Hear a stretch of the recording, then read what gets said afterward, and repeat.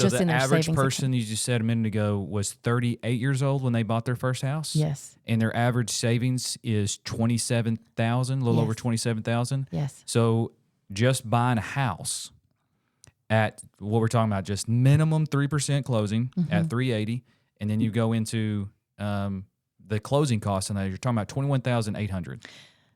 Good news is some of these programs, you can utilize. So for instance, just recently we wrote an offer with an FHA loan, and we asked the seller to provide concessions, which means to pay Right. towards their closing costs, right? Right. Which is great. So that does help with that number a little bit. So I would say sellers, which is what you're talking about, sellers have to have the mindset right now. You do. You if you see the buyer asking for closing costs to be paid, that is normal, and it will be that way for a very long period of time. And that's okay. Well, they're not being greedy. That's what I find is that I get this all the time. They're asking me to pay my closing costs. No, actually they're helping you. They're bumping up the purchase price at the top, right? Most of the time. And then asking for basically the seller to just help them finance in that cost so that they can buy their home, So they can have, which the seller ultimately wants to sell. Yeah. So it's a win-win situation.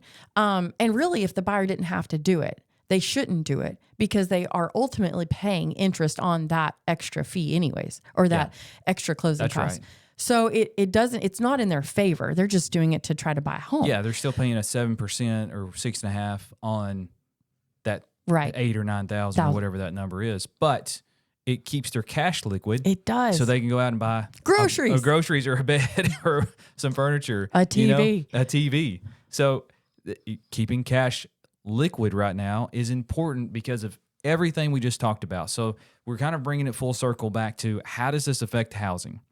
It affects housing because we're seeing these numbers a lot when it comes to closing cost.